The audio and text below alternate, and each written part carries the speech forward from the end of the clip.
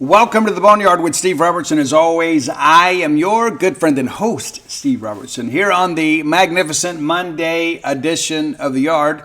We'll be headed to Hoover tomorrow. We'll head to Hoover tomorrow, and so we will hopefully win that ball game. So the plan is to bring the gear with us and then have the Wednesday show recorded there at the hotel in Hoover. Depending on game times, you never know when I get back. I may be a little bit wired after the ball game. May go ahead and record Tuesday night. We'll see. I don't want to make any commitments yet because we got to see how the game plays out. Because I went over there a few years ago, as you guys recall, and we had 19 innings against LSU that we ultimately won. Right? We did. We won that game. I believe it's still the longest game in SEC tournament history, and your Bulldogs victorious over the LSU Tigers. But all that I understand. I'm going to be in Hoover, and so the show will be coming to you from the road. And, of course, if we lose in Hoover, I'll just head on back, and we'll just be salty together and make our plans to be a road regional number 2 somewhere else. We're going to talk a little bit about states hosting opportunities. There are a lot of things that I want to say today, and as I've shared with you guys before, I love all of you, but some of you make my head hurt. Honest to goodness. And here's the thing. There's some things that are not mutually exclusive, right? We can say, you know what, hey, we left some meat on the bone and be disappointed that we weren't maybe a little bit better at times this year. We let some games get away from us. But you know what? That's the case for everybody in the Southeastern Conference. It's like we hadn't picked these games. If we would have won this one, guys, do you remember how many we could have lost in SEC play? Right? That's the Southeastern Conference. Every game, for the most part, is nip and tuck. You know, we had an awful experience last year. You know, we got 10-run ruled. We get 7-8 times last year. Got mercy ruled in our own ballpark. Got embarrassed. I mean, come on. Right? But one of the things that's interesting to me, and I had a discussion on social media today, which, you know, it's so interesting. You know, I'm a firm believer in the old expression, the hit dog hollers. Right? That's growing up in South Mississippi, it's one of those things, one of those old euphemisms that, you know, life has just kind of shown me is true and correct. And so you go out there and you make a post, and it's so interesting who responds. And they do. They respond. And it's so incredible to me that so many people that insisted and just absolutely demanded to be heard even before the season began, it said, we're going to be terrible this year. It's just going to be more of the same the last couple of years. Lamonis is a dead man walking. There's no way we turn this thing around. And now all of a sudden, those same people are like, we should be a top 8 national seed. Really? Now, I'm supposed to listen to you now? I mean, you've been wrong the whole way through. And it's like, why are we choosing to be unhappy? I mean, it boggles the mind. I know it's not something germane just to the Mississippi State fan base. But why can't we just enjoy the season? You never thought we'd be here. I did. I thought we would be a solid road regional number 2. I didn't think that we'd be in the hosting discussion this year. So in many respects, this team has exceeded all of our expectations. All. Of course, we still got the postseason to play. And I know we could probably win every game in the SEC tournament and then drop the tournament championship game. We'd still have people upset. I don't want to go there. I don't want to play that long, to be honest with you. That's just my feeling. I don't. I'd love to be able to get a couple of wins. Let's get back to the house. You know, maybe you get 3. Maybe you get to the semifinals and get knocked out in the semifinals. I don't know. But I know this. We have to win on Tuesday. If we really want to host, we have to win on Tuesday. At a bare minimum. If we do not win against Ole Miss on Tuesday, we are going to be a road regional, barring something absolutely unforeseen. And it's not just about us. There's a lot of teams around us that are kind of similarly situated. They're kind of where we are. We're going to talk about that later in the show. We'll break down the 2 Missouri games that we haven't covered yet. We'll look around the league. But ask yourself this. Self, did I expect Mississippi State to finish the SEC season as the number 5 seed in the SEC tournament? Ask yourself that. Did you forecast that in your preview of this team publicly, mentally, emotionally, spiritually, quietly, in your closet, in your bathroom, in your car, whatever. Did you pick this team to be the 5th seed? I'm waiting. I didn't. And so I say that because of the fact that here we are, and I'm happy about this, is we're upset that we're not locked in to host in a year where many of our fans didn't even expect us to have a winning year. And listen, I've dealt with it with people in the media, and I don't just mean on our beat, I'm just mean, nationally. And I won't say who, but let's just say a prominent college baseball writer, hit me up early this year, and it's like, I don't know what to expect from the Bulldogs, and who do you think they're going to hire? And I was like, well, can we play the season before we start the coaching search? Well, yeah, I guess, I'm like, dude, come on. And he's like, well, he's clearly on the hot seat. Agreed. He is. And he was. But my question at that point becomes, how many times have you come and seen this team play in the fall? Did you make it in? I didn't see you. Did you make it in to see any of our fall scrimmages? Nah. Were you here for the preseason? Nah. And I didn't say it, and I probably should have. And those of you that know me well. One of the greatest accomplishments in my life is knowing when to keep my mouth shut. Some of the greatest accomplishments in my life are things I haven't said. But I began to think to myself, this is a person that expects to be taken seriously. We hadn't done homework. We hadn't been to see the kids play or practice or scrimmage. We hadn't seen anything. But we want to go out there and put our predictions out there, and everybody say, yeah, these guys know what they're doing.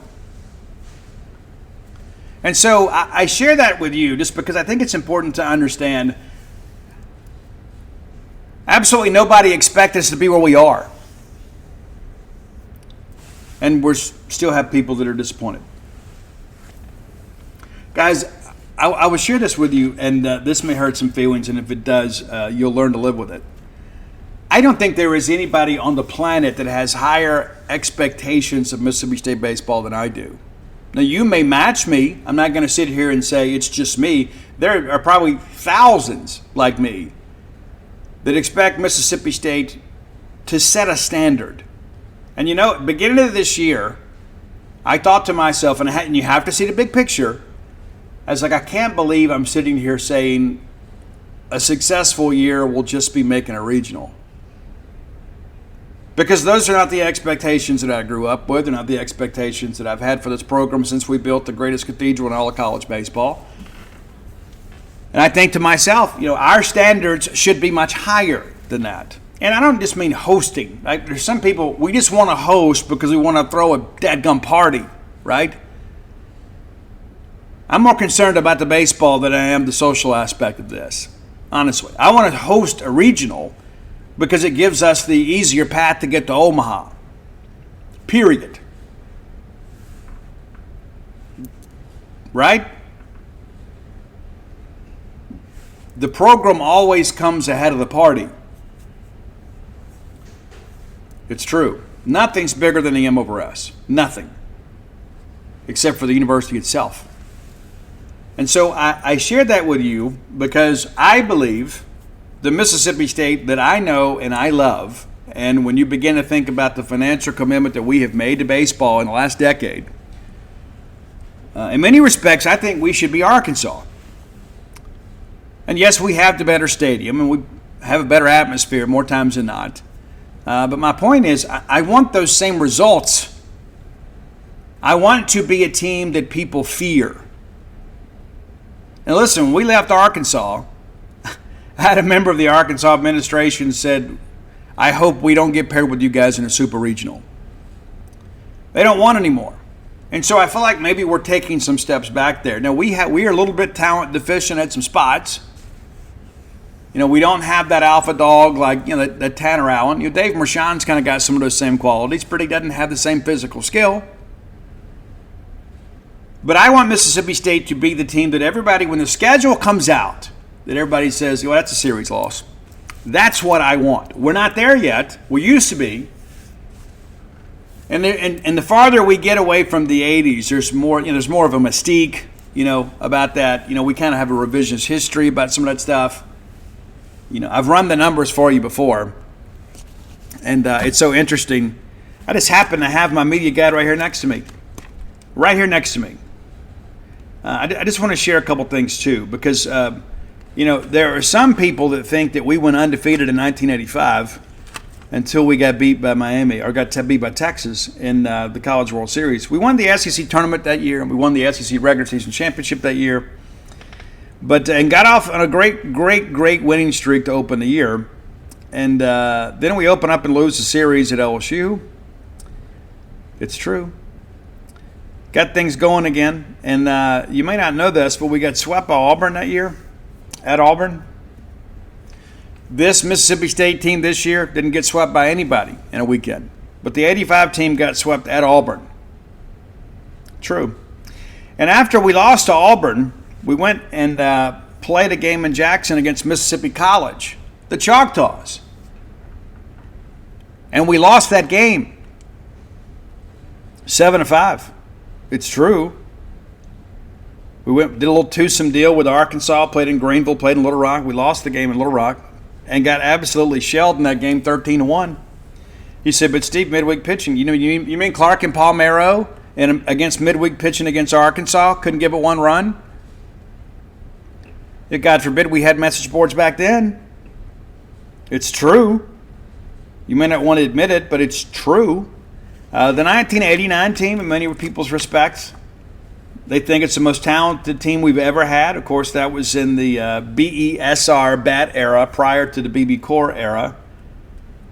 So that group, we dropped 2 games at Hawaii Hilo. I guess you could say there's no shame in that, but there is.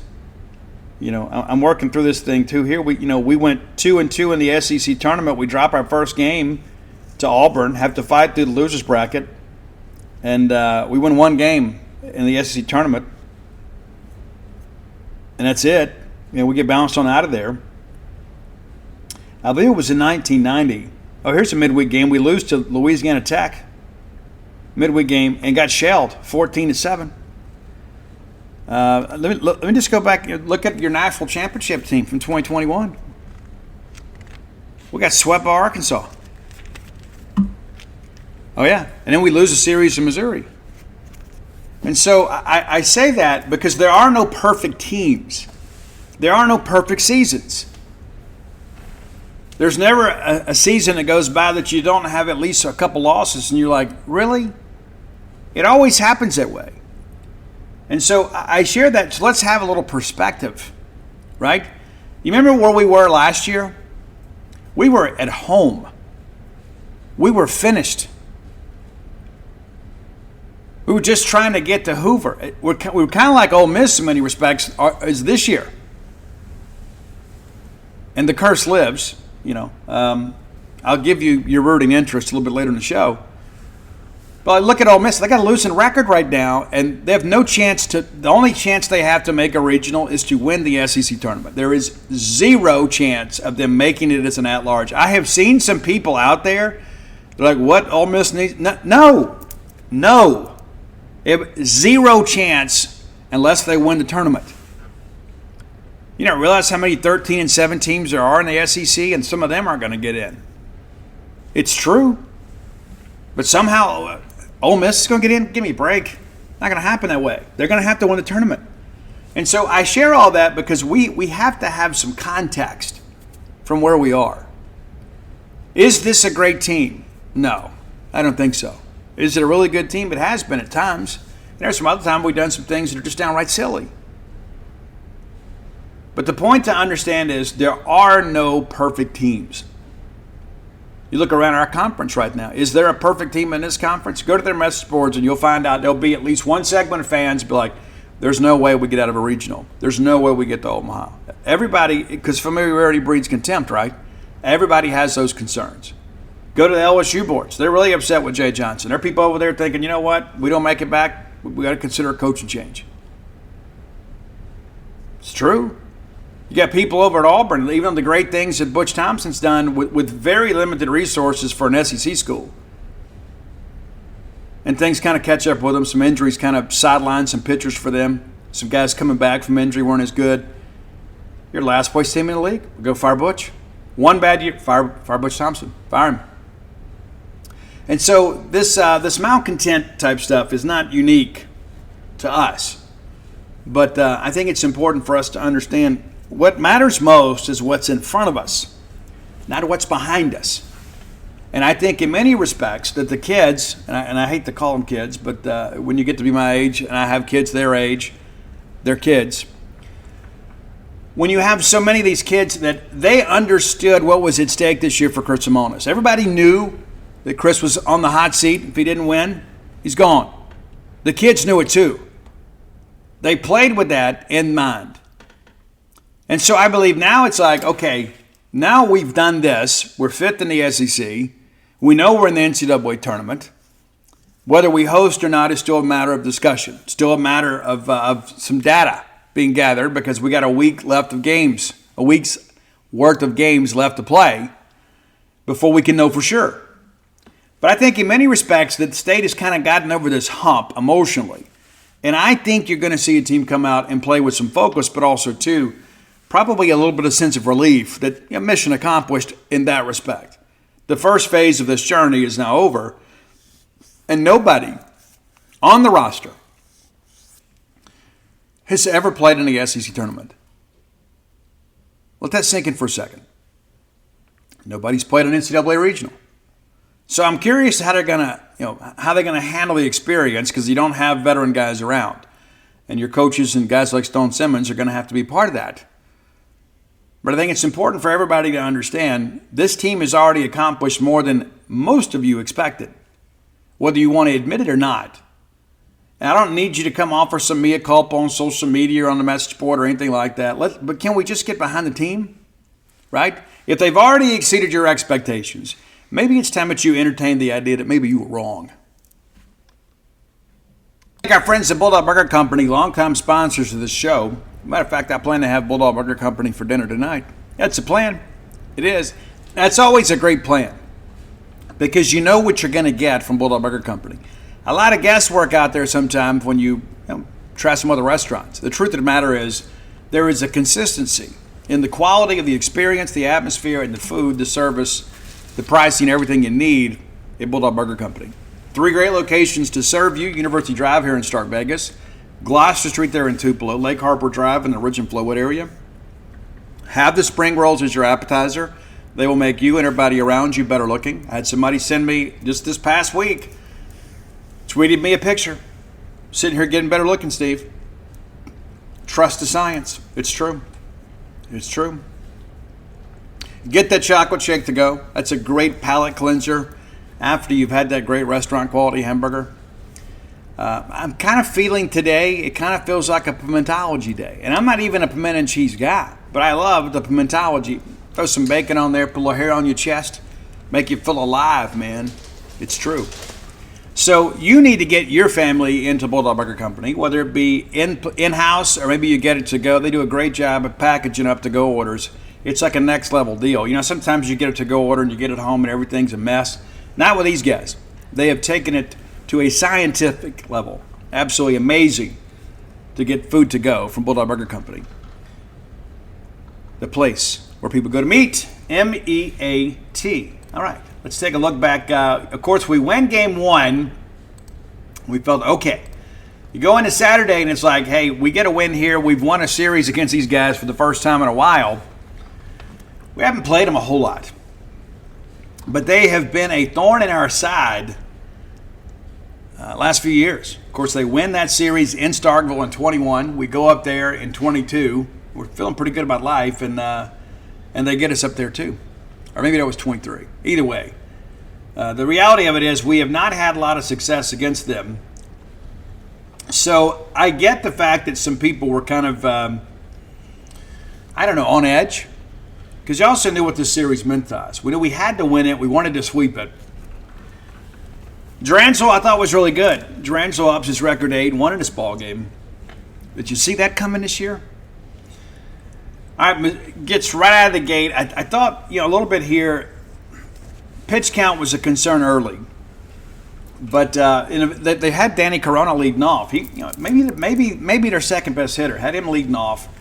Austin's their best kid. But Corona pops up to third on 2 pitches. Austin strikes out swinging. And then Lovich really kind of battled here and ran some pitches up, but we get him to fly out to right field, and so that's done. Bottom of first. Chance grounds out to the shortstop. Mershon grounds out to third. You think, okay, we're done here. But no. Jordan doubles to right center. Really hit the ball well in Game 2 of this series. I disagree with the call here, and I'm sure this was DJ. DJ's always green. But with Hunter Hines up there, I want Hunter to face a pitcher in the stretch. Let him have some anxiety. Not to mention, when you're stealing third with Hines at the plate, you give the catcher a clean throwing lane. So DJ takes off and goes, and to me, in live action, I thought it got him. Replay confirms the call, and so the inning's over. And so we run ourselves out of the inning, and of course that gets everybody all riled up. Dadgum base running errors, I see them too. I do. And this is one too. Again, I think this is just a player being green, thinking he sees an opportunity, but you don't gain anything here, right? Because if Hunter Hines gets a base hit here to the outfield, you're going to score anyway from second, with a rare exception. So, again, discretion's a better part of Bauer. Bad situation. All right, top of second. Durangelo gets Cerna swinging, gets Garcia looking, and then Hernandez pops up to Hines out in foul territory. So 1-2-3 inning there. Second pitch, and the home half of the second is now a souvenir as Hunter Hines hits a Ruthian blast to right. And I know everybody's like, well, that could have happened. The pitching sequence is different. You never know what's going to happen. Then Larry strikes out swinging. Kohler strikes out looking. And what this at bat infuriated me, and I'm a Logan Kohler fan, okay? Let me get that established. I am a Logan Kohler fan. But we can pull a kid out of the stands to sit there and look at 6 pitches. We never swing the bat. We get up a 3-0 count, so I get we're taking 3-0. And then maybe we don't get a pitch we want on 3-1, so we don't turn it loose, and then we take a strike 3 on a full count. That's not a competitive at bat. That's not competitive baseball, and I expect better of a senior. Joe Powell then lines out to center field. Joe hit the ball well even when he gets out.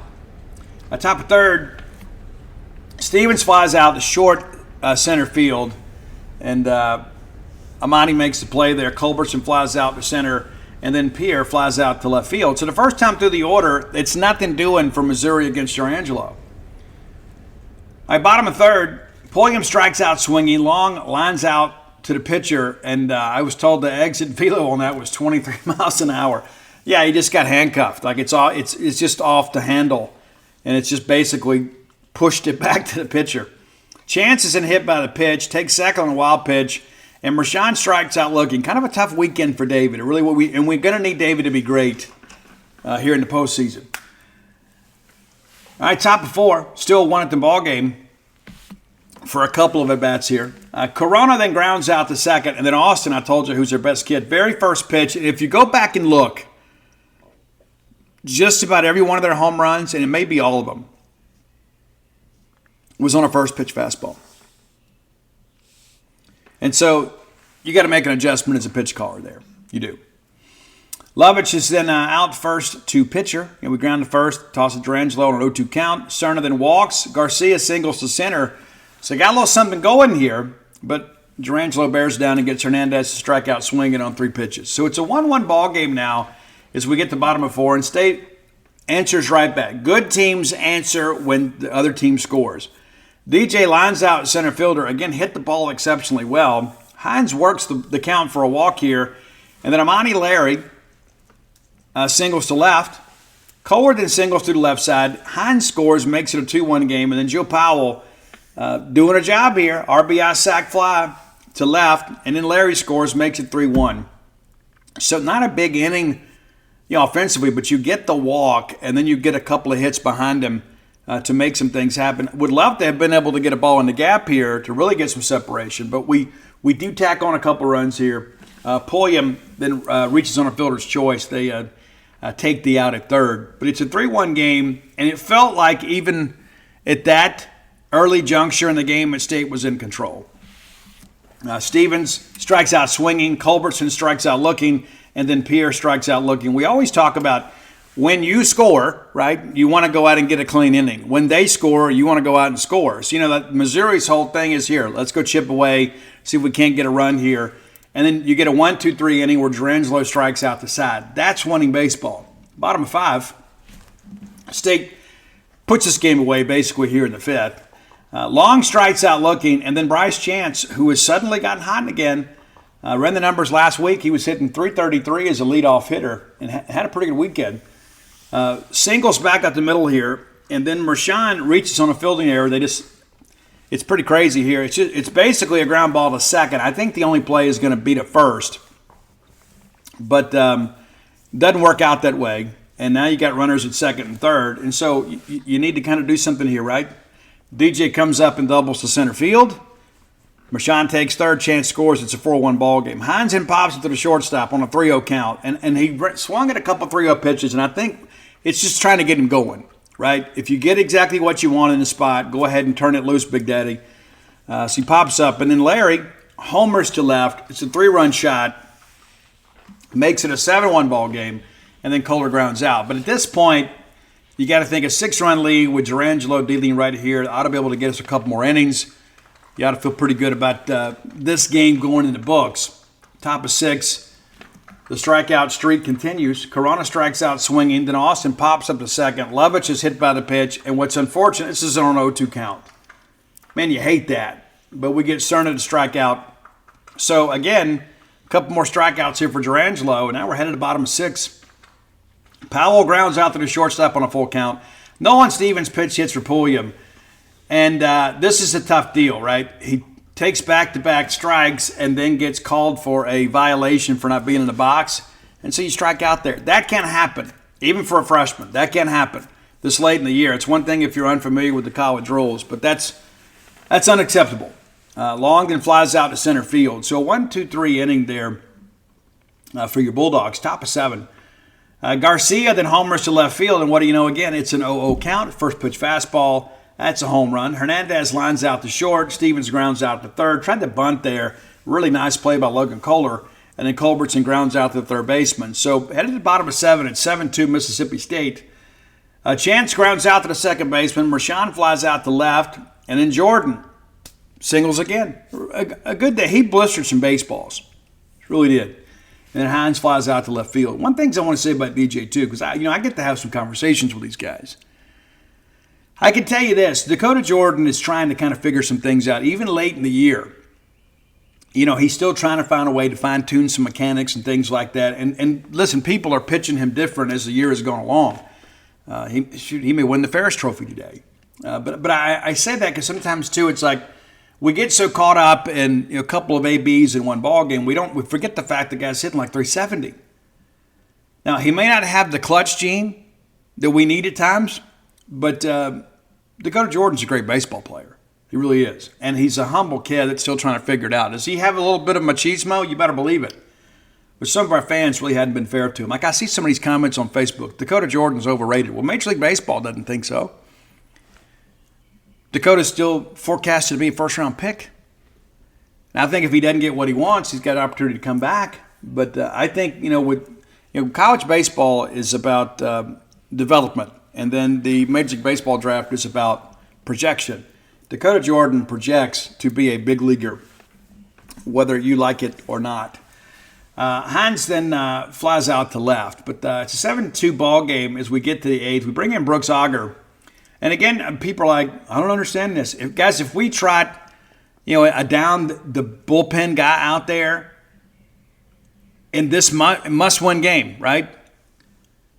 Social media would have exploded. Like, what are we doing? Especially if we give up a couple runs. Oh, we had a chance to put it away. We should have brought in, Tyler Davis. But Auger comes in and gives up a single up the middle on an 0-2 count. And then Corona pops up out the short center. Mershon makes the play. Austin flies out the right center. And great catch there by DJ. And then Lovett singles to center field. So you got a little something going with 2 outs when we get Cerna to ground out to second baseman. Side retired. Bottom of 8, Amani comes out and says, you know what, I got one more in me for senior day. As he homers down the left field line, makes it an 8-2 ball game. Suddenly red hot, Amani Larry. Kohler then grounds out to second. Powell singles back up the middle. Stevens strikes out looking. And then that was the pitch clock strikeout. My apologies. But, so 2 times there. And again, I understand it's a freshman. We got to put a ball in play here. Long as in hits the ball at shortstop, they force a runner at second. But, some opportunities, some LOBs we probably should have cashed in. But over the course of this ball game. Top of 9, Garcia flies out to center. They pinch hit for Curry. He walks after a lengthy bat. We got down 3-0 in that count, but Brooks battles back and eventually walks him. Stevenson flies out to right. They bring in Holoboski, who strikes out swinging on 3 pitches. And that's a ball game. And so Bulldogs win the game. Why are so many dogs suffering from health issues? Actress Katherine Heigl, who's helped save over 16,000 dogs through her personal foundation, says they're seeing more issues than ever with dogs' joints, odors, and their health than ever before. After doing a ton of research, she feels there's one place we can all look to improve our dog's health: their food. What she's discovered is that many dog foods are made in a way they can actually create toxins that could possibly be wrecking our dog's health.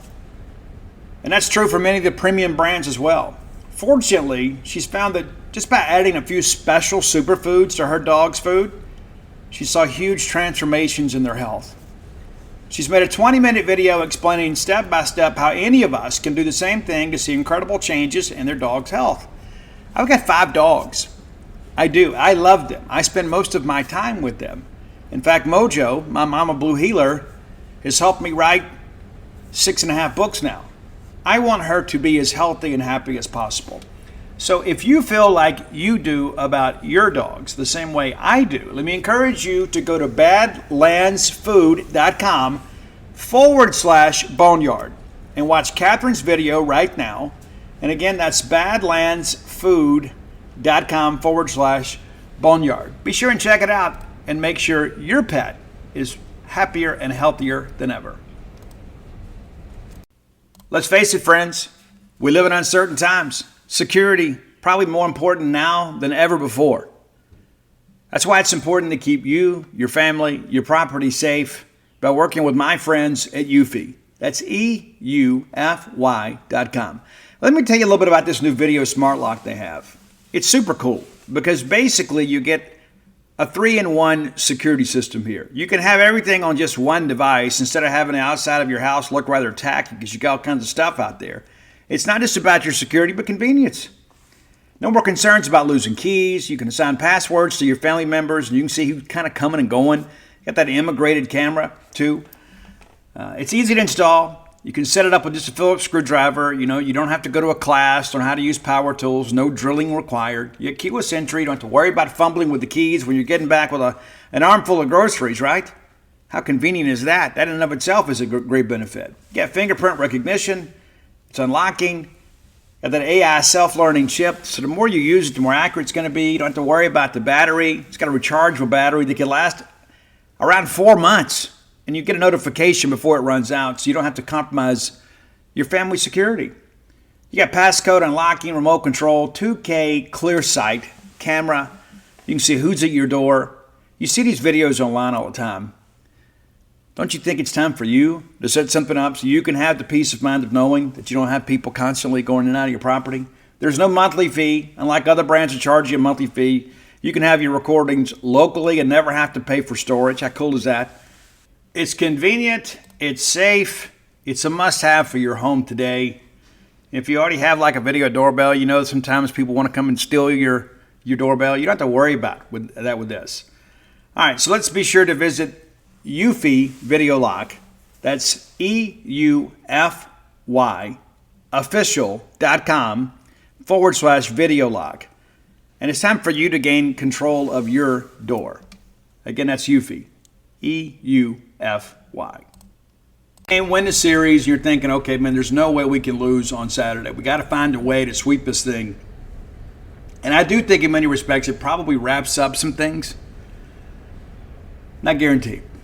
Your home run, your hitting heroes, Dakota Jordan, 3 for 4 in the ball game with a run scored and an RBI. Amani Larry, of course, 3 for 4, 3 runs scored, 4 RBI. That dog will hunt. So 6 of your 10 hits both go to Dakota Jordan and Amani Larry.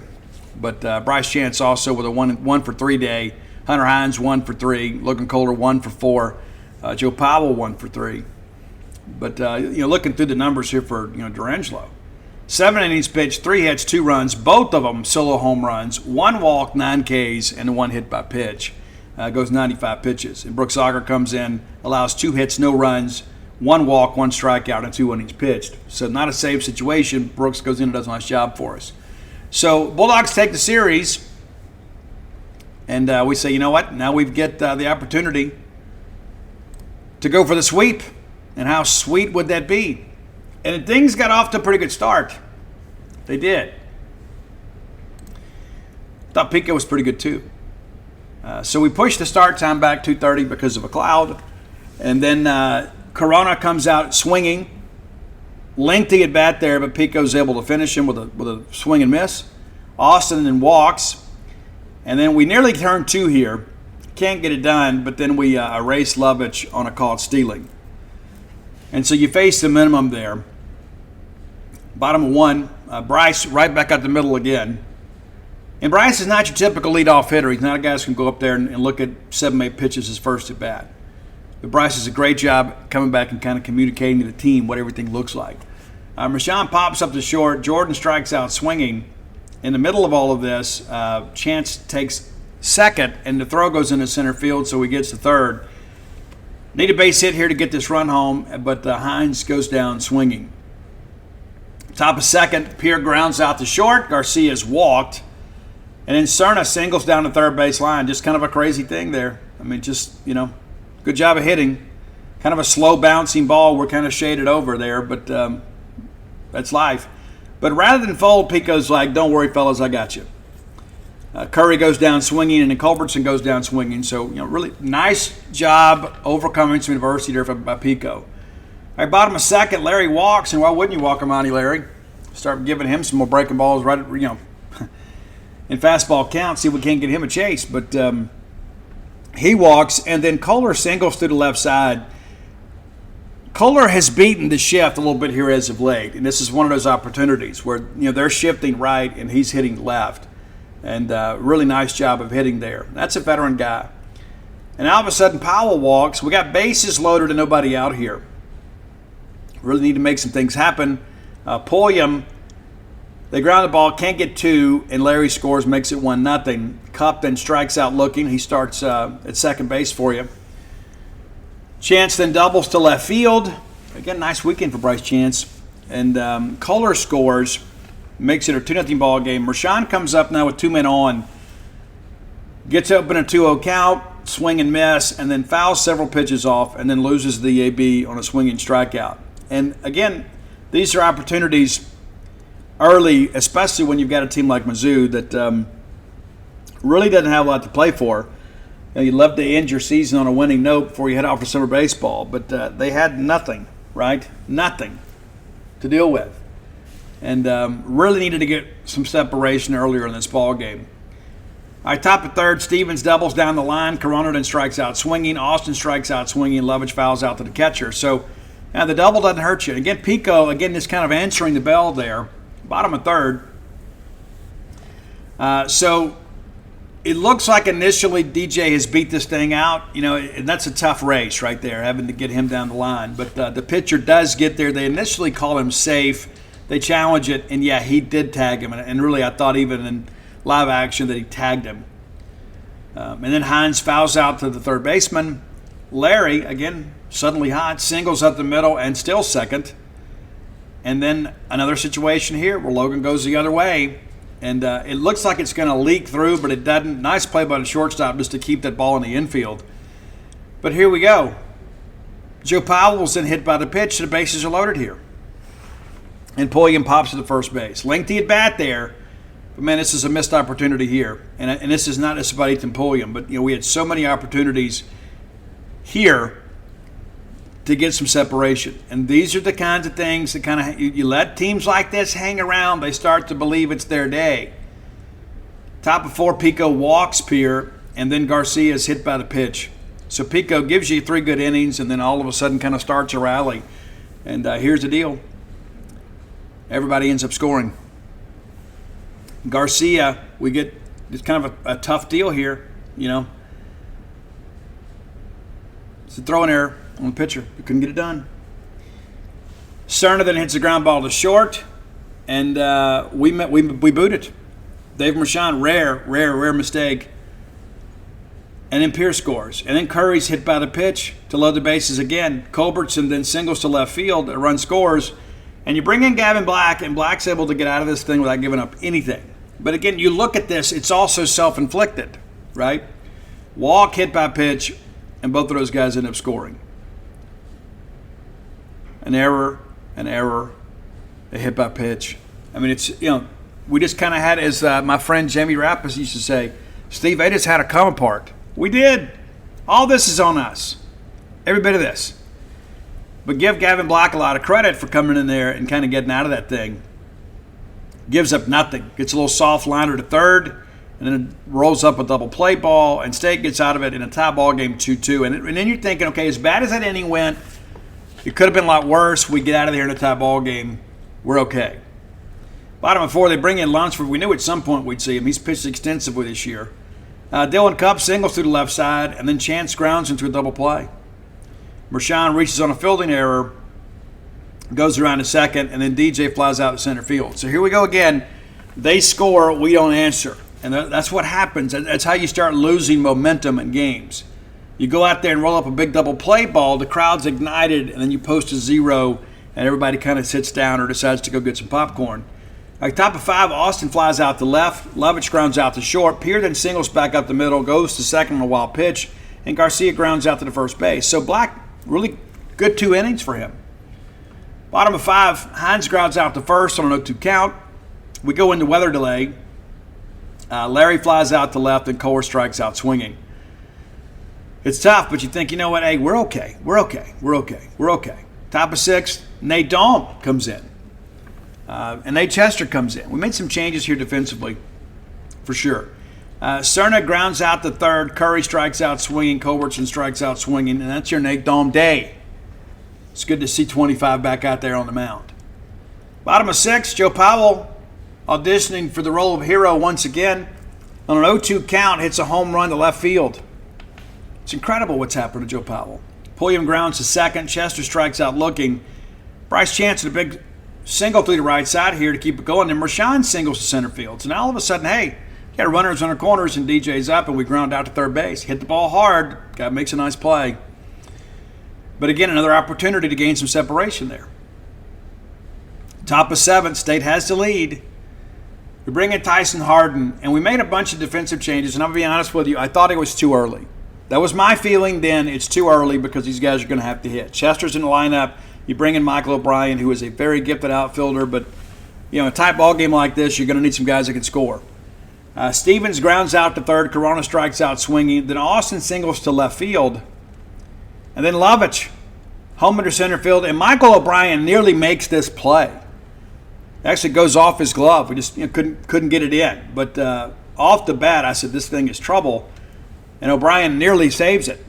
And, of course, Michael O'Brien's actually one of our better defenders in the outfield. That's why he comes in defensive replacement. We'll be having a much different conversation today. And it's not just about this kid making this catch, right? It's a tough play. Right? Robbing a home run is not just something we should have done that. But in this situation, it kind of proved to be the difference in winning and losing this inning. But we had plenty of opportunities. It never boils down to one pitch. Pierre grounds out to third base. Bottom of 7, you think, okay, got some pretty hot hitters coming up here. Let's see if we can't make something happen. Hines pops up to second. Larry walks. And then Kohler, again, beating the shift, right?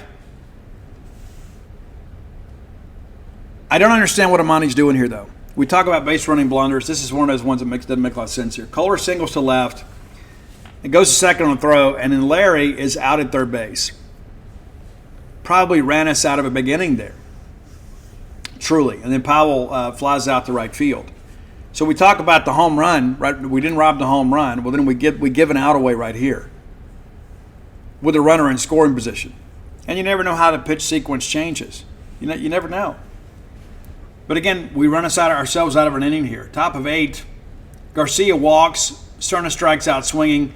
Curry, we get the ground ball to third, and we can't get 2. And the crowd kind of got a little bit salty here because remember, Hines got called out on a BS call earlier in the weekend at second. Similar situation here, and I thought that Hines did a better job going directly to the base and not impeding. But fortunately, Culbertson strikes out looking. So bottom of 8, O'Brien fouls out to the third baseman on the first pitch. Now give Nate Chester some credit. Lengthy at bat here. Gets up 3-0 in the count. Next no, it's a full count. He fouls off a couple 3-2 pitches. And then he doubles down the line and left. And this is when I thought, okay, we're okay. We're okay. Top of the order coming up here. And you've got the, number 9 guy that comes up and gets you a double with less than 2 outs. You got the time runner in scoring position with less than 2 outs. You feel pretty good. And then what do you know? They hit Chance. Lunsford plunks Chance. Now you got 2 guys on. You don't need the big fly here. You just need a base hit. Mershon flies out to right on the first pitch. And then there's a wild pitch. And so now all of a sudden, not only is a tying run, but the go-ahead run is in scoring position with Dakota Jordan at the plate. And we strike out swinging. And this is what happens. This is what makes you forget Friday, game 2. Is moments like these, when the crowd is on their feet and the team is up against it, this is where this team is different than, say, 2021. Because Tanner Allen and Rowdy Jordan would have found a way to get those runs in. They just would have. It would have to be a home run. Maybe it's a single to right field. Maybe it's a double in the gap. That's what this team is missing. And this is not an indictment on Dakota Jordan or Hunter Hines. But this team needs a clutch gene. I think guys like Brent Rooker, Jake Mangan, what made them great is they wanted to be in these moments, and then they came through. And so, again, we talk about one pitch, but there's a bunch of them in a 4-3 ball game. All right, top of 9, Tyler Davis comes in, gets Beeman to ground out. Corona walks. Austin Thingles to the left side, and you're thinking, okay, they're fixing to tack on here. But instead, we get the out at third, and we're able to get Pierre to ground out at second. So we get out of that. So now, again, you go to the 9th, and we go 1, 2, 3, all K swinging. Hines goes down swinging. Larry's goes down swinging. Kohler goes down swinging. And I think in that situation, everybody's thinking big fly, right? But the reality of it is we lose, and we let this thing get away from us. We did. And it's not one play. I mean, you go back to that one inning when Pico kind of ran into some trouble, and then Dotson comes in and can't get him out. That allowed them to kind of climb back into this ball game. But how many times did we have runners in scoring position and star players up, and we couldn't get a run home? Right? I mean, that's just the reality of all of it. That's the reality of all of it. It's important to understand that. It's a team game. When you have guys on base with less than 2 outs, you got to find a way to get them home. And I understand it's easier said than done. But when you're playing for what we're playing for, and you begin to think, hey, if we sweep this series, that gives us 18 wins and keeps us in the teens in the RPI, headed into Hoover, you're in a much better situation. And we didn't come through. We did the bare minimum, right? We won 2, and that's the thing. You go back and look at this team over the course of the year.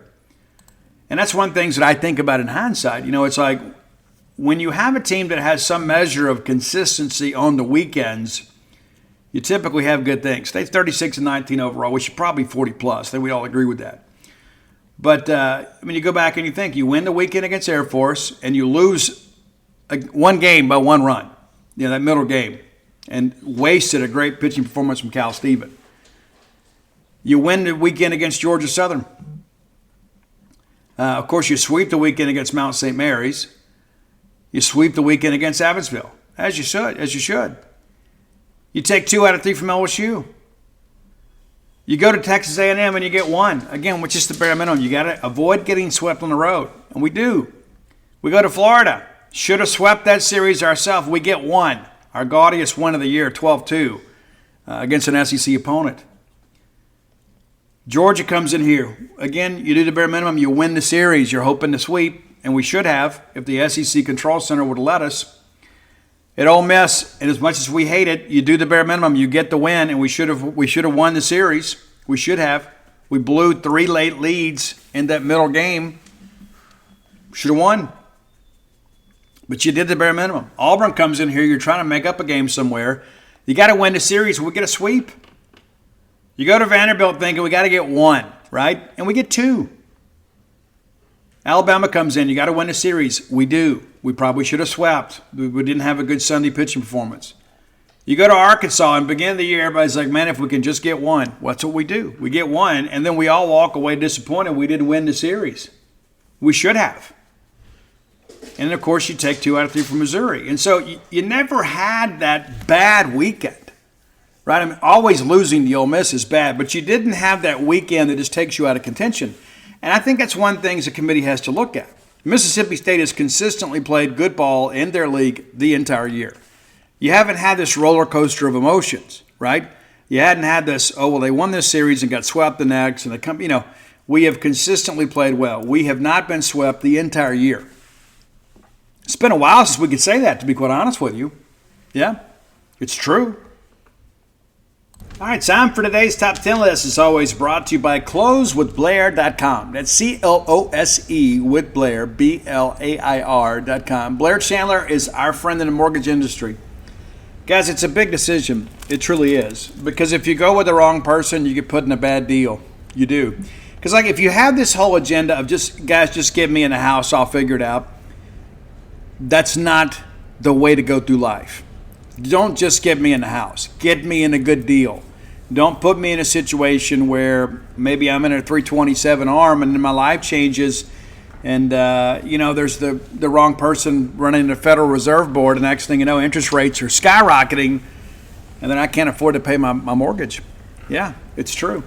You need to know somebody that can understand the nuances of that, and that's Blair Chandler. His phone number is 601-500-2344. 601-500-2344. If you need it and can't remember it, just hit me up, DM me on Twitter or Facebook, and I'm happy to send it to you. Because Blair's my friend. Blair's done a great job for a long time for a lot of people. Been my friend for a long time, too. And so I don't do business with people that I don't trust. And I trust Blair Chandler, and you can trust him with your mortgage. There are not many decisions bigger in life than that. Maybe what you want to do with your soul eternally, maybe who you want to marry, if you want to be a parent. Those are all maybe the only decisions more important than buying a home. Stick with the professional like Blair Chandler at closewithblair.com.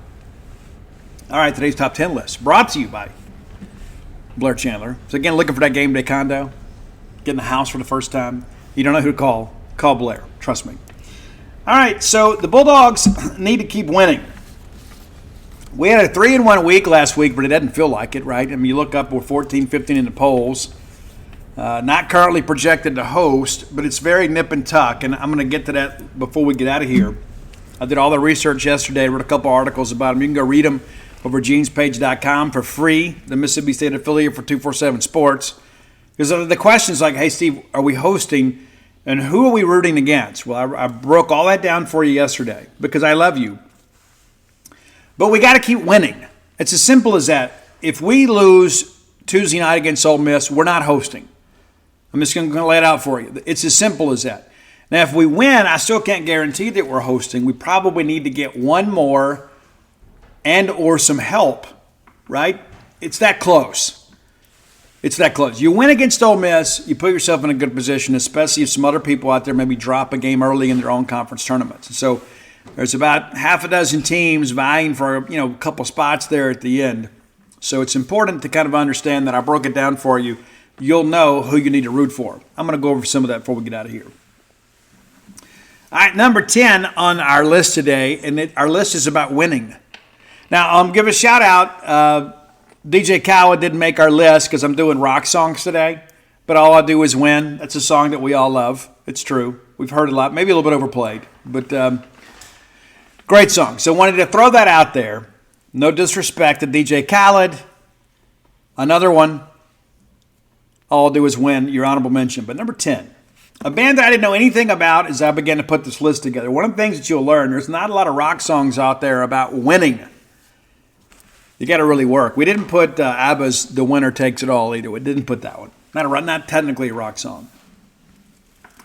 But number 10, I stumbled across this band here, and I'm like, where have these guys been? They're a relatively new band. This particular song features Dean Castronova from Journey on drums. We'll talk about Journey a little bit later.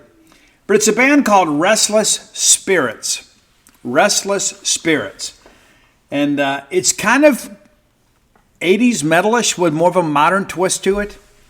You know, it's a really super cool song, and it's called Live to Win by Restless Spirits. That's number 10. Now the rest of these bands you're all going to know. They're going to have ties to them anyway. Number 9, I don't care how we win. I just want us to win tomorrow night. I don't care if it's a mercy ruling. I don't care if it's a 1-0 ball game. I would prefer the mercy ruling. I'd like to be able to just kind of sit back and enjoy the ball game. But, this midweek pitching thing, you never know how it's going to go. But if we win ugly, it's still a win. And that's the song today. The Rolling Stones at number 9 with Winning Ugly. It's kind of got an 80s, kind of a new wave vibe in some respects. It's the Stones, but it's not the typical Keith Richards riffing on this one. Rolling Stones, Winning Ugly at number 9. Number 8, another song called Live to Win. That was also the title track of a solo album from the great Paul Stanley of Kiss. That's your number 8 song, Paul Stanley's Live to Win. And it's kind of modern, too. It doesn't really have the classic rock sound to it, or modern at the time, shall we say. Number 7, another band you know exceptionally well. It's Foreigner. From their album 4, that also had the great song Waiting for a Girl Like You. Yeah, it's true. It's I'm Gonna Win. It's a deeper cut from Foreigner, but it kind of fits our motif today. So your number 7 track is Foreigner's I'm Gonna Win. Number 6, off the EP Love Is for Suckers, it's Twisted Sister with I Will Win. And I'll tell you this, if you've ever liked the Twisted Sister song, and many of you have, whether it be I Want to Rock or We're Not Gonna Take It or Come Out and Play, this is another one that I think you're going to dig. It's a little more recent. It's been recorded since the band reunited. It's I Will Win by Twisted Sister. That's your number 6 track today. Number 5, we mentioned Dean Castronova earlier. He also plays on this track. It's the first album with Arnel Pineda, one of Roy Samanti's countrymen. It's Journey with What It Takes to Win. The first album, Elevation. Super, super cool song. It sounds a lot like Steve Perry, to be honest with you, which is one of the reasons they hired him in the first place. But classic Journey sound with more of a modern take. What It Takes to Win by Journey, number 5. Number 4, now this is a song that was kind of new to me. It's Bryan Adams, and it's got a little bit of a punk vibe to it. Kind of surprised me when I heard this one, but I really dig it. It's called We're Gonna Win. And songs like that should probably be a little more aggressive and rude and obnoxious and in your face. We're Gonna Win from Bryan Adams. Number 4. And number 3, I absolutely love this album. When it first came out, I saw the first video and I went out and bought the cassette tape the next day. I have it on cassette. I have it on CD. I've also got it downloaded to my phone. It's an album that I think is probably underappreciated by many because the singer ended up having some injuries and some issues that kind of kept him from continuing the career. But it's the band Bonham, and the album was A Disregard of Timekeeping. Absolutely love that album from start to finish. That was a really good time in music, despite the fact that things were beginning to change. Grunge was just around the corner. But a band like Bonham came out. Of course, Jason Bonham, the son of legendary Led Zeppelin drummer John Bonham, Gonzo. Absolutely amazing musician. And again, the album is Disregard of Timekeeping. It is absolutely phenomenal. The whole way through. Every song on there is great. Many of you know Wait For You. That was the big hit. but Guilty is my favorite track on there. But my third favorite track is your number 3 song today. It's Playing to Win from Bonham. Playing to Win from Bonham, number 3. Number 2, man, you know we had to have some hair metal in here somewhere. We do. And when the Rat Detonator album came out, I wasn't quite sure what to make it. The vocal was a little bit raspier. But the production value on this album is absolutely amazing. I know many of you, like you had Out of the Cellar because it had Round and Around on it. You had Invasion of Your Privacy because it had Lay It Down and You're in Love and a few others. And then some of you kind of got off the Rat bandwagon. I did not. And I'm still on the Rat bandwagon. I have seen them play personally here in the last few years. And now just kind of Stephen Pearcy out playing these days. I don't know what will ever happen with that. But, Rat at one point, like maybe in 85 when Invasion came out, Rat was probably the biggest band out there. Like Rat goes out on the Invasion of Your Privacy tour and they bring Bon Jovi with them. That were kind of riding high on the 70, 100 degrees Fahrenheit. I still haven't finished the Bon Jovi documentary. I've been busy writing. Man, I need to sit down tonight and finish that. But understood this whole Rat thing. Rat maybe doesn't get enough respect. They didn't write a Wanted Dead or Alive or a Home Sweet Home. And I do think they had some really good power ballads, but they just weren't as commercially successful as maybe some of their peers, right? But Rat was an amazing band from the Detonator album. And again, this is a great song to listen to in the car. It's Heads I Win, Tails You Lose. Yeah, great. Number 1, though, it's actually a cover song, which is going to kind of intro us into Wednesday's Top 10. I've already got that picked out. Kind of got inspired from this because I thought this was originally a Santana original. It's not. It's a cover of a Russ Ballard song. And Russ Ballard has written some of your favorite songs. And because of the fact he didn't have a great commercial career as a recording artist, you don't know his name, but you know his music because so many people re-recorded his songs or he wrote songs for them that were massive hits. And that was the case here. It's Santana's Winning. Absolutely beautiful song in every aspect. The vocals great. Santana's guitar playing is always great. Super, super great song. So there you go. We got to keep winning. Here's 10 songs to hopefully keep us on track. If you have ideas for the top 10 list, reach out, let us know. Best way to do that is to find our boy Roy Samanti. I met Roy's college roommate. I've met him before, but I saw him Saturday. And a lady was with them, very, very tall, athletic, attractive lady, came up and said, hey, I'm a big fan of the show. And most of our listeners are of the same variety, very athletic, very attractive. That's male or female, or whatever you choose to call yourself these days. But Boneyard listeners not only are the best informed Mississippi State fans, but the best looking Mississippi State fans. It's true. And Kim said hello. And Roy's a great guy. And they're tickled that Roy has become kind of a pseudo celebrity because of the show. But Roy's a great guy. Roy is my friend. Roy is your friend because he does all this for you because he loves you. He loved the top 10 list and said, hey, I can put these things on Spotify for you. I'm like, cool, knock yourself out. And little did I know I was going to make a friend. But Roy is my buddy, and I appreciate his contributions to the show.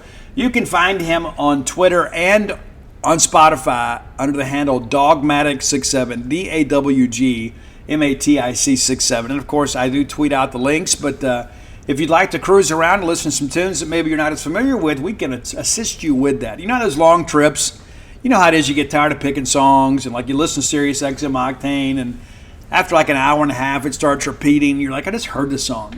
It gets stale after a while. So we're adding some fresh variety to your life with the top 10 list. Thanks as always for your support of the top 10 list. Please let us know if you have suggestions, comments, complaints, or any dirty jokes. All right, next segment of the show brought to you by Campus Bookmart, a Starkvillian institution. Man, I love Campus Bookmart, and I have for a long time because I can get what I want there. And what do I want? In addition to brand new rock music, I want more Mississippi State merchandise. I can't have enough Mississippi State merch. It's always the best gift, right? If you want to be the favorite aunt or uncle, when birthdays come around, everybody else is going to buy something else. You buy some Mississippi State merch, you're going to put a smile on their faces. It's true. Buy something for yourself while you're there. Mom, we're going to be taking a trip this year. Mom, you and Dad have been planning a vacation. You always want to have a couple new outfits. Yeah, it's true. You want the kids to have some fresh clothes to wear on vacation. It's true. Go to campusbookmart.net. They can get you hooked up. And by being a loyal Boneyard listener, we'll give you phrase that pays. That's BSR, which stands for Beautiful Steve Robertson. That gets you free shipping on all orders over $75. Any order less than 75 bones, absolutely incomplete. Campusbookmart.net. They've got everything you need to outfit your fan cave, your home, your RV, so many great things. Be sure and check in with them today. All right, a little housekeeping stuff before we get into our next segment. Chris Jans finally signed a extension with Mississippi State. That's something, listen, we weren't especially worried about it, right? But the reality of it is, we're glad to get it done. We've got a piece out there for sure that, you can kind of go read about it. But I believe Pete Thamel broke the news. It was something we've been expecting for a while. But glad to get it done.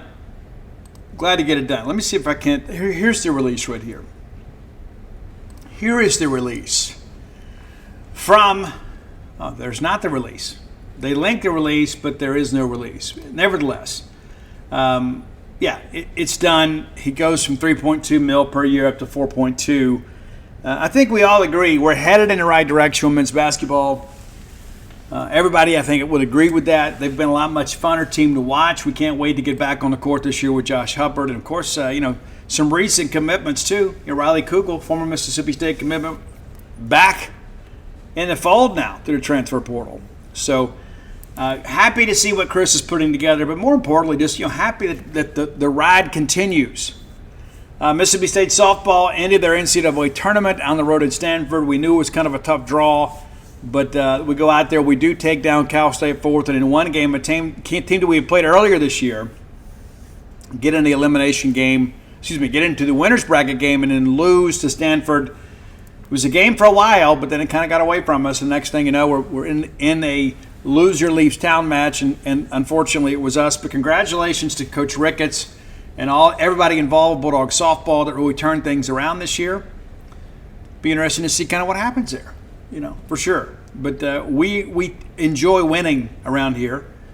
Last I checked, Mississippi State women's golf still in the hunt out of the national championships. I don't know how things went yesterday, but I guess we were 12th place late. But great opportunity. And, of course, men's tennis individuals going on now, national championships. And in the latest information that we have, Dakota Jordan wins the 2024 Ferris Trophy. Very happy for DJ. Nice to get that done as we get prepared to head over to Hoover. But, pretty nice. And as the award goes back to Mississippi State, he's the 8th Mississippi State player to win it. I don't understand this line. It says Jordan is the 8th Mississippi State player to earn the award, and it's the 9th time an MSU player has won the honor. Did somebody win it and not earn it? I don't know. But the bottom line is that he's won it, and currently 7th in the SEC with a .363 batting average, got 17 bombs, 61 RBI. And if he hits just 2 more, he will move into the top 10 single-season record charts. How about that? Pretty impressive. But congratulations to him because we've got some big things in front of us.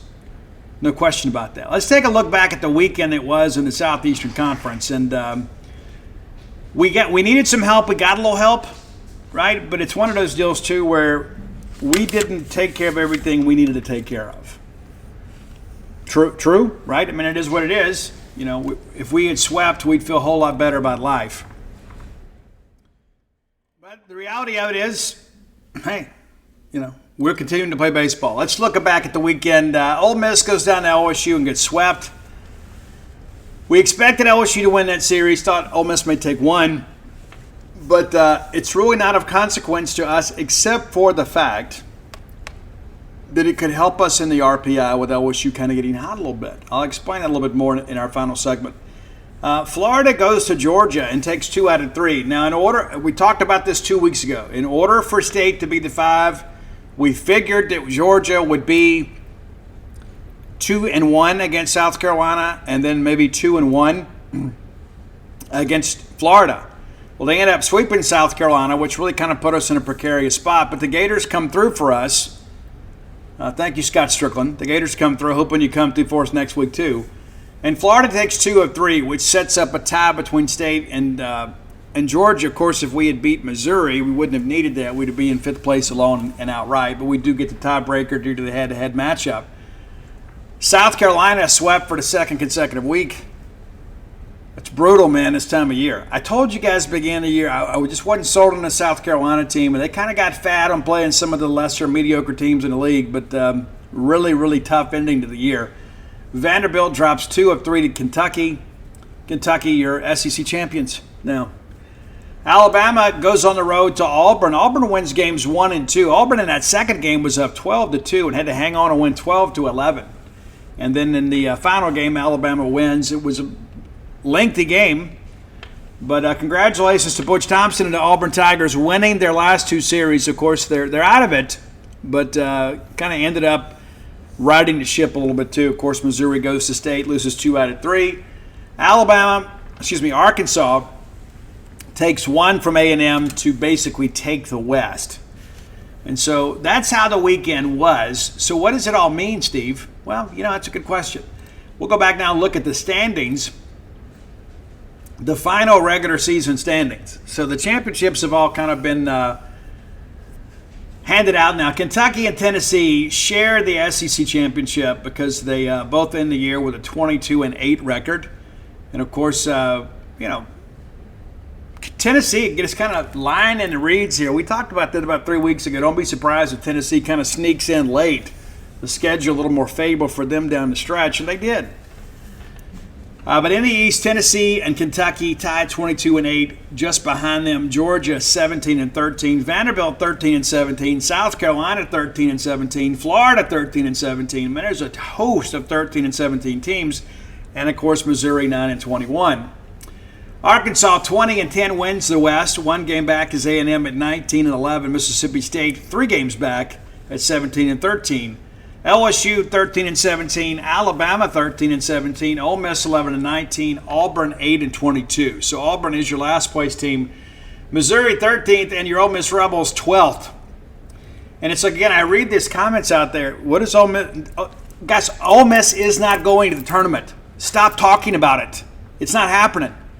Unless they win the SEC tournament, they have absolutely no chance of getting picked as an at-large bid. It is not going to happen. Period. Not going to happen. And really, the chore, if you're Scott Strickland, is you really have 2, right? You have 2 things that you got to find a way to get 6 host spots because Mississippi State and Georgia are both deserving. Now, Georgia has a higher RPI. They're going to get it, right? And it's Scott's job to get Mississippi State in. You said, but Steve, he's the AD in Florida. No, he is the SEC representative on the D1 baseball committee. It is his job to get Mississippi State in. You can have 6 hosting spots for the SEC. You can have 6 for the ACC. That's the top conferences. Maybe throw a couple to the Big 12 and throw a couple out west. You could do that. But there's a lot of stuff to talk about. We're going to talk about that in the final segment. But I think outside of that, that's job 1. Get 6 hosting spots for the SEC. But what do you do with all these 13 and 17 teams? And there are a bunch of them there, right? You start thinking, okay, well, how do I begin to differentiate between the 13 and 17 teams? There are 5 of them. Now, if we look at RPI as it stands today, and that's always a chore, right? Because it's not just RPI, it's KPI as well. This is the first year we've done that.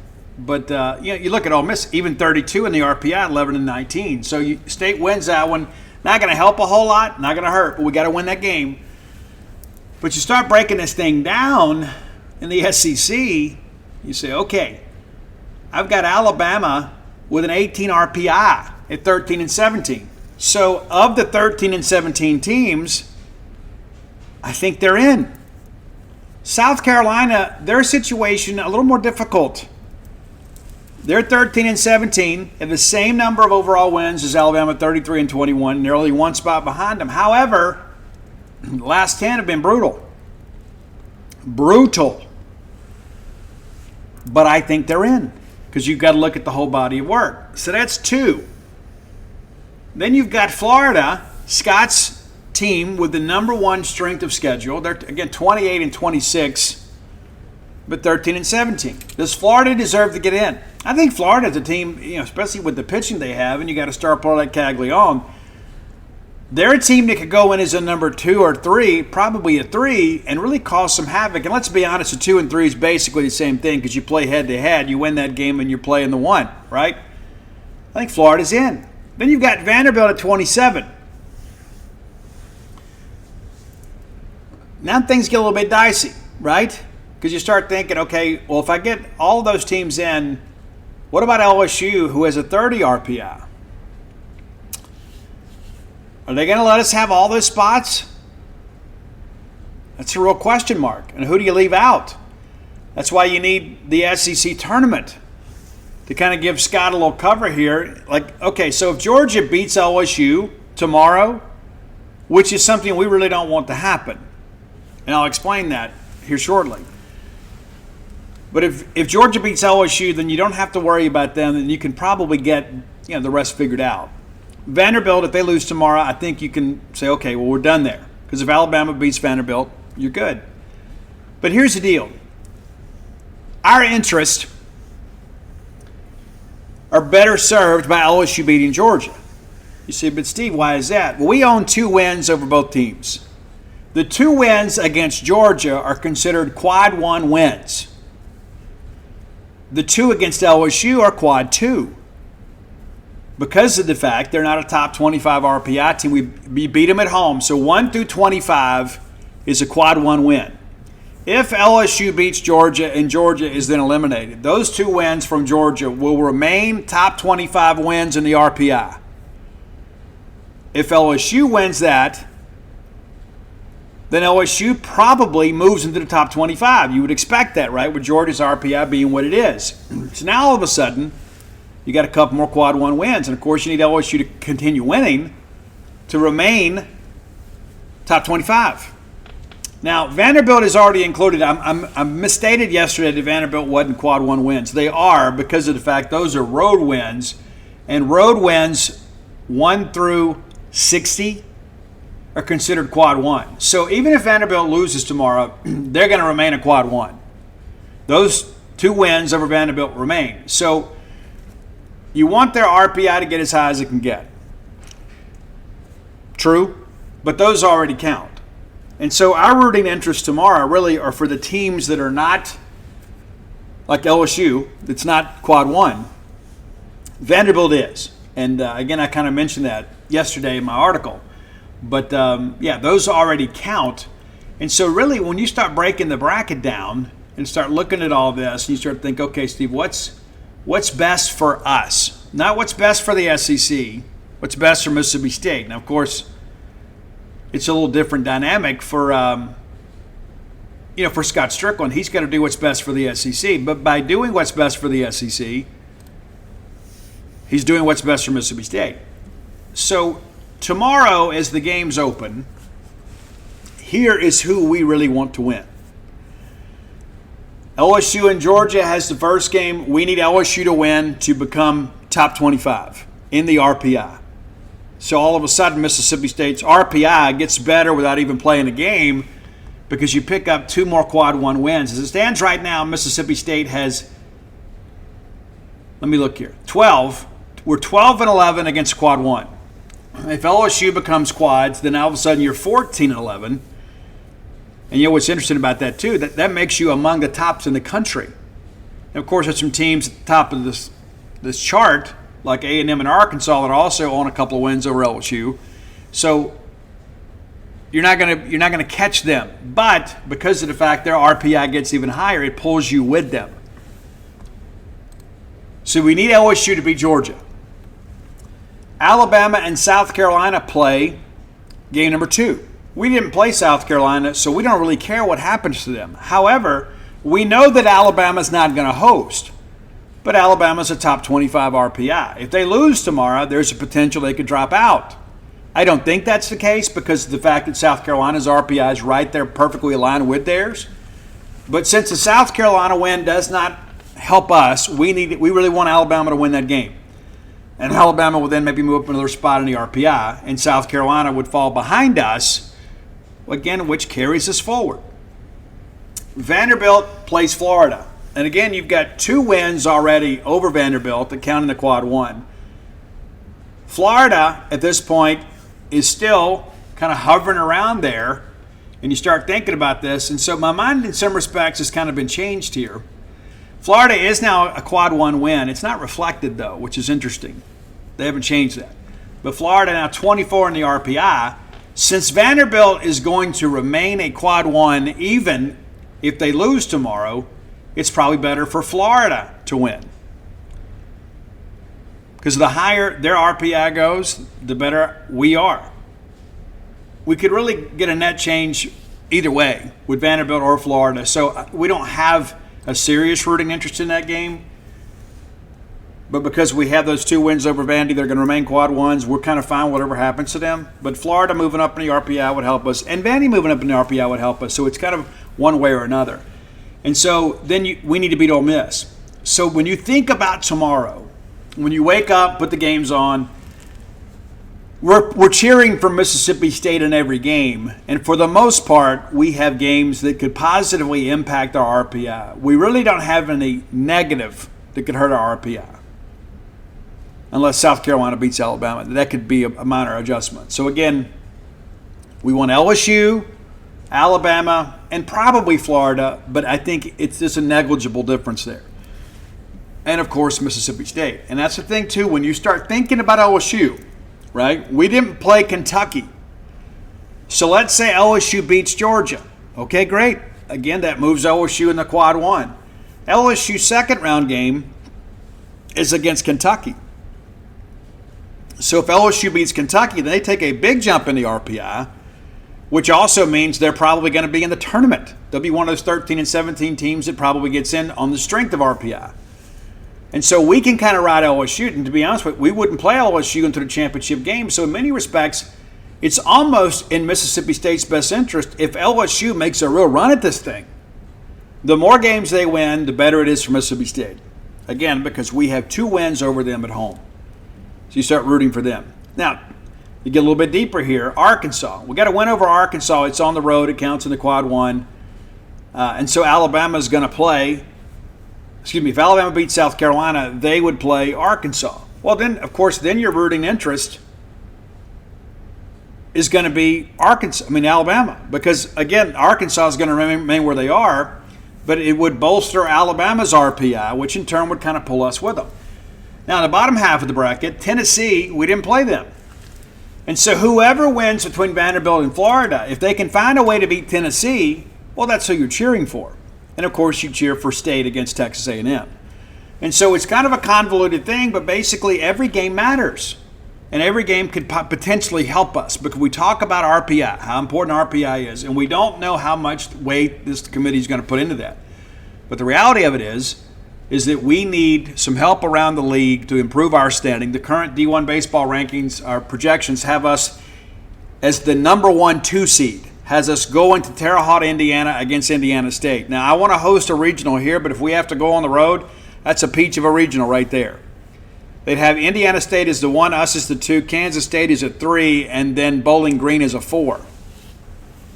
I think we win that. That's paired up with A&M. And then you see what happens after that, right? But, again, so I just wanted your rooting interest to be told there. Now, we're going to talk about what that means around the country next, after we talk about the Stark Vegas Clubhouse.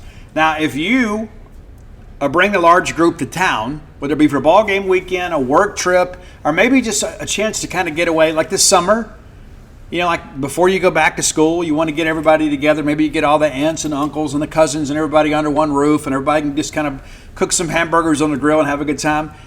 Instead of you going out and getting, a hotel or paying too much, once you come to Starkville, you love Starkville, and usually the only time you're here is it's a ball game weekend. It's usually pretty busy, and maybe your favorite restaurants are a little more difficult to get into, right? don't you come up here when it's a little quiet? Students are out of town for the most part. You come up here and stay at the Stark Vegas Clubhouse. Google Stark Vegas Clubhouse. And when you do, their Facebook page will come up and you can peruse the amenities that are available to you right there on their Facebook. And it's also going to be some booking options that come up. Airbnb, VRBO, and the Evolve website. Now, you may have some points with some other vendors. I don't know. But if you're looking to save some money, I can do that for you. Book the Stark Vegas Clubhouse through the Evolve website. And if you use promo code BSR10, beautiful Steve Robertson 10, the number 10, that gets you 10% off your stay. Just by listening to this show, how cool is that? The people that own this place and run this place, all Mississippi State people, so we're kind of keeping the money in the family. But you guys love the greater Starkville area, and sometimes it's fun just to kind of come up here and do some shopping, kind of get away, and just have everybody together under one roof, right? Whether it's a work group, a friend group, a family group, the Stark Vegas Clubhouse is the place for you. Okay, now let's take a look. Early conference tournament results are going to be important to watch, right? That's a huge, huge, huge part of all of this. And so I share that with you because we know what's going to happen in the SEC, right? We pretty abreast of what everything that happens there. We don't really care what happens in the ACC tournament with North Carolina. We don't care, right? And so North Carolina, they do it a little different out there. It's a pool play type thing. So the first game, May 21st, tomorrow, the first day of games, because it's all seeded by pools. It's kind of convoluted, and like the winners of pool play go to the semifinals. So you win your pool, you continue playing, and you never know. With us having 38,000 members in our conference now, maybe we go to something similar.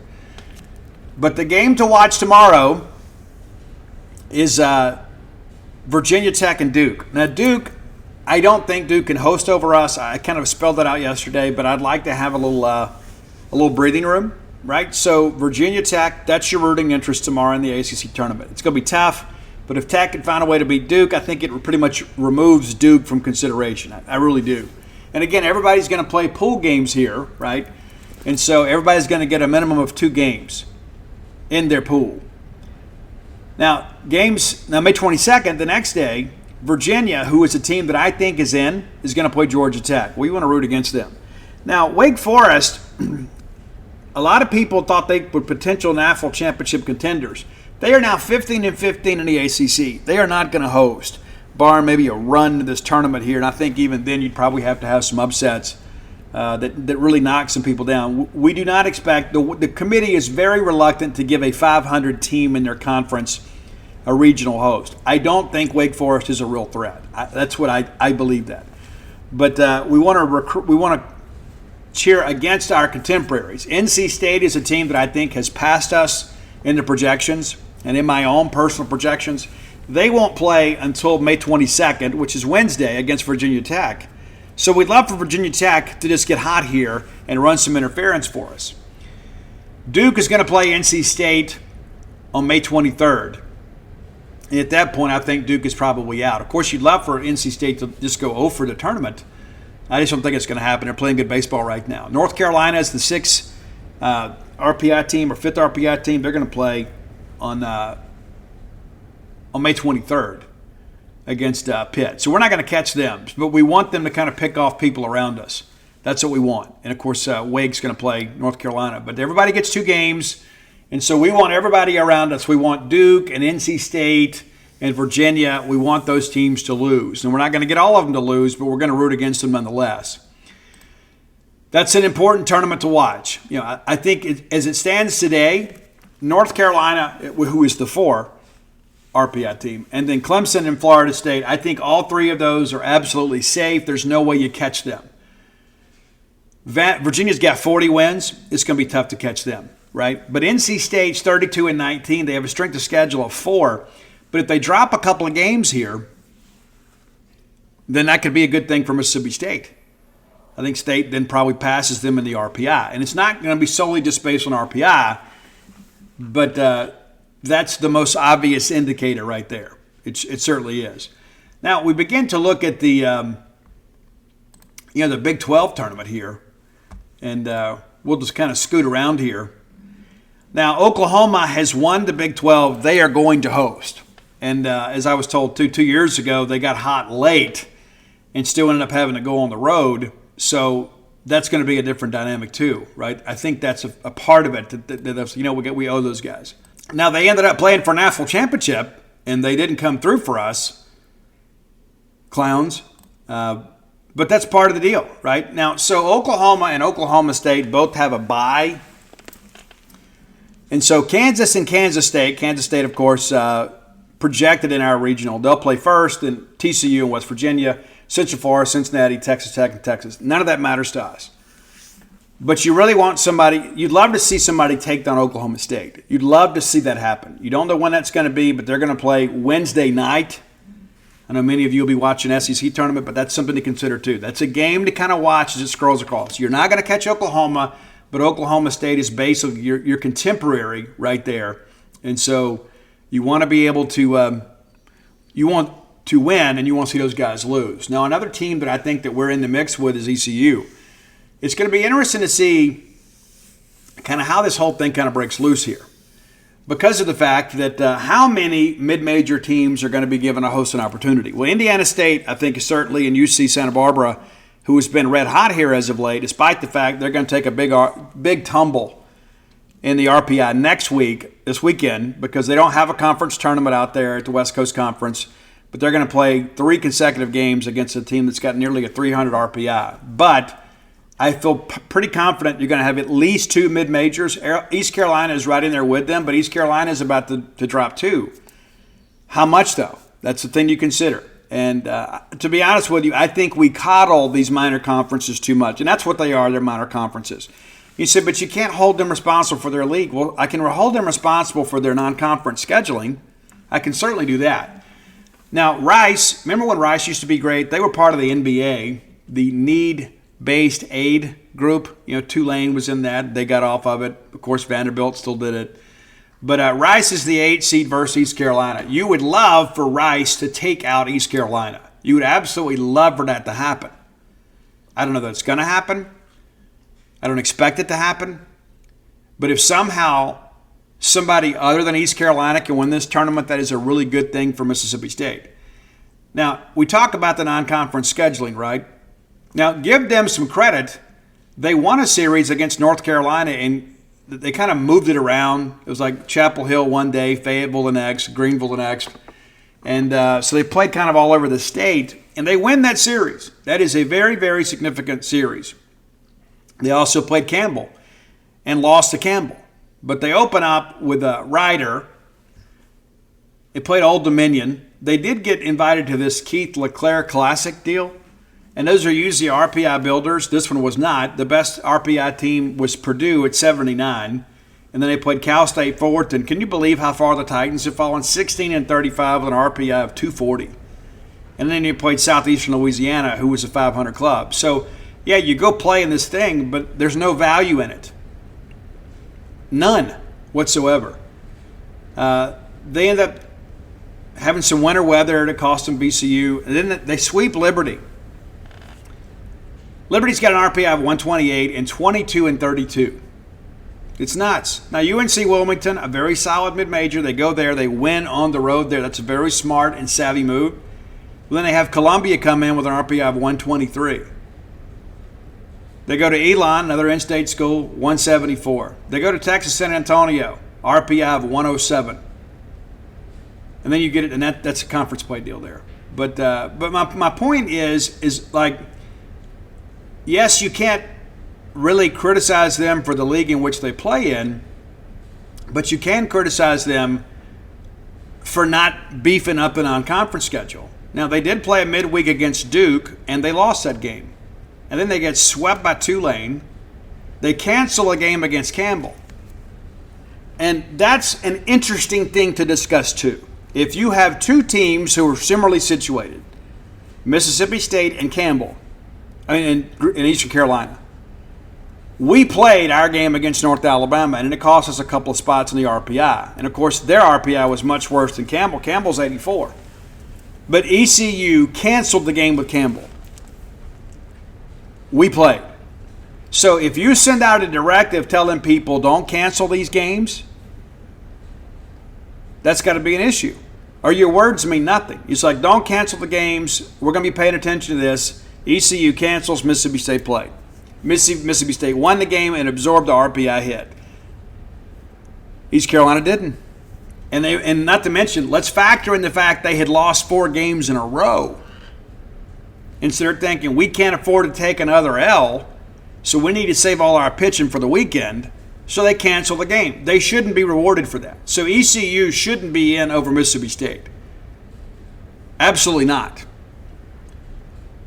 But they might be. I'm open to that possibility. That's a thing that I think about every bit of this. It all means something to me. So we're rooting against all of our contemporaries, and I will update you every night on kind of how things went and who we're cheering for tomorrow. I'll have an article each and every night about that as you get ready for how each game could impact us and what games we're watching. It's that close. We'd love not to be in this position, but we are. Hey, if you haven't done so, go to truerest.com. And we've had a lot of Boneyard listeners, and it's been so nice to meet you all, right? There have been some that you can select how did you hear about True Rest on your form, and you get to pick the Boneyard, which is cool. I don't make anything from that, but it's nice to track that. We had a lot of Boneyard listeners that have come, and it's been such a joy to have a chance to kind of sit and talk with you. But yeah, if you've got chronic pain or stress or anxiety in your life, we may have a solution, and things are going exceptionally well. But I tell you this, we've got room for you. We've got some student athletes, some names you know. I won't break their anonymity that have been coming and floating with us and having some great results. Whether you're in town for a good time or in town for a long time, we can accommodate you. Phone number is 662-268-7601. And as always, too, if you hadn't been to whenthebottomfalls.com, and I had some people stop me this weekend during the rain delay and say, Steve, I just read the book, I'm reading the book, and I appreciate that so much. All of my When the Bottom Falls and all of my sports titles are available at whenthebottomfalls.com. And here in a few days, we'll be opening up the opportunity for you to pre-order the Dude. When I hang up with you guys, that's what I'll be working on. I'm trying to get this thing completely roughed out by the end of May. We'll spend the month of June going through edits and rewrites and things of that nature. And then the book hopefully will go off to print in July. We'll have it back in late August, early September. So we're getting there. We're getting there. If you hadn't done so, come be a member with us at genespage.com, the Mississippi State affiliate for 247 Sports. We cover the team all the time, not just when they're here. When the team leaves, we do too. And we believe we provide the best, most comprehensive coverage Mississippi State has ever known. We'd love for you to come be a part of our family over at genespage.com. It's also a great Father's Day gift idea, too. All right, let's get out of here. Until next time, let's all live our lives in a way we make more friends than enemies, and people can see a difference in the way we live.